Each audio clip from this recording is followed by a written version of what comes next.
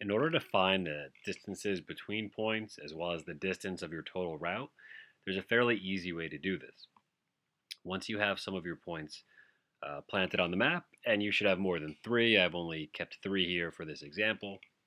All you'll have to do to get some of these distances is come up to this little image here, which is add directions.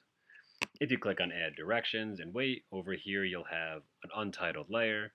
I would definitely rename that like distances, direction, something like that, and I'll save that.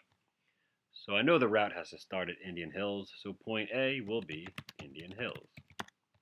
And if you already located and placed your points on the map, you should be able to choose the one with the red symbol, and that shows me that it's going to choose Indian Hills.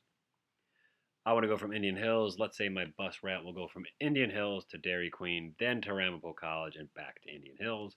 My second step would be Dairy Queen, so I can place that. Now, this doesn't give you any information here. However, if you come over to these three dots and you click step-by-step directions, that tells me, gives me actual directions, but that's not that important. What's more important is that it's a 2-mile drive and takes about 4 minutes. So to drive that one leg of the route, you now know the bus will have to go 2 miles. It will take a total of 4 minutes. You should certainly write that down somewhere. However, you can always come back and check. You now have the option to either continue along with one path, or you can keep adding new directions for each individual step. It's up to you. There are benefits and drawbacks to each. So I will go ahead and I will add another one. And I'm at Dairy Queen at this point. And the next stop on my bus route would be Ramapo College.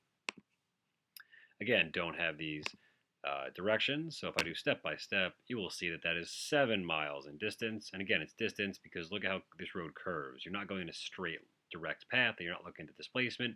You're looking at the distance here. 7-mile distance. It will take 13 minutes to travel. At this point, I will add the last leg.